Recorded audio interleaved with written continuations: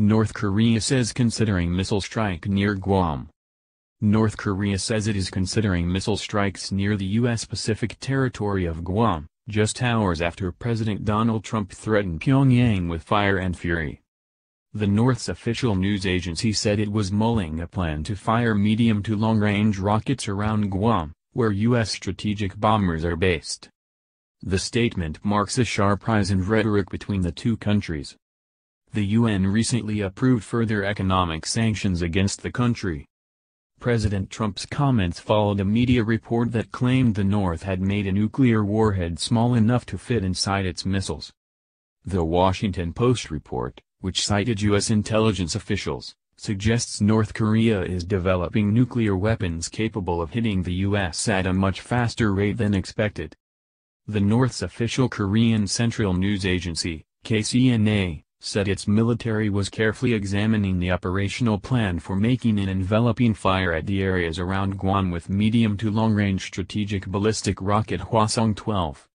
It said the plan would be reported to the Supreme Command after full examination and completion and put into practice at the order of leader Kim Jong-un, South Korea's Yonhap news agency reported. The heated rhetoric between the U.S. and North Korea intensified after Pyongyang tested two intercontinental ballistic missiles, ICBM, in July, claiming it now had the ability to hit the U.S. Mr. Trump told reporters on Tuesday, North Korea best not make any more threats to the U.S. They will be met with fire and fury like the world has never seen. Veteran U.S. Senator John McCain was skeptical about Mr. Trump's statement. The great leaders that I have seen, they don't threaten unless they are ready to act, and I'm not sure that President Trump is ready to act, said Senator McCain.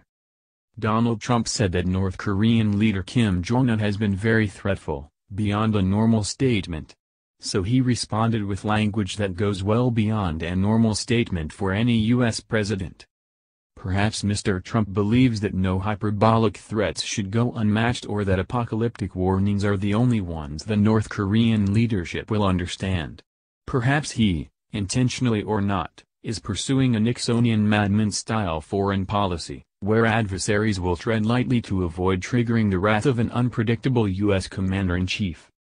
When the leader of the world's greatest superpower, the only nation ever to have used nuclear weapons on an enemy, talks of unprecedented fire and fury, however, those words have consequences. During his presidential campaign, Mr. Trump criticized his predecessor Barack Obama for not enforcing a red line against Syria's use of chemical weapons. Now President Trump has drawn a fiery bright line of his own with North Korea, one that could commit the U.S. to a perilous course of action if his words go unheeded. North Korea reacted with fury after fresh sanctions were announced on Saturday by the UN following repeated missile tests. The sanctions aim to reduce North Korea's export revenues by a third. KCNA said North Korea would retaliate and make the U.S. pay a price for drafting the new measures. It called the sanctions a violent violation of our sovereignty, the news agency said. China, which is Pyongyang's closest ally, has said it is 100% committed to enforcing the latest round of sanctions. Russia and China have previously differed with others on how to handle Pyongyang, but in recent months have joined calls for North Korea to stop its missile tests, while also urging the U.S. and South Korea to halt military drills, and withdraw an anti-missile system from the South.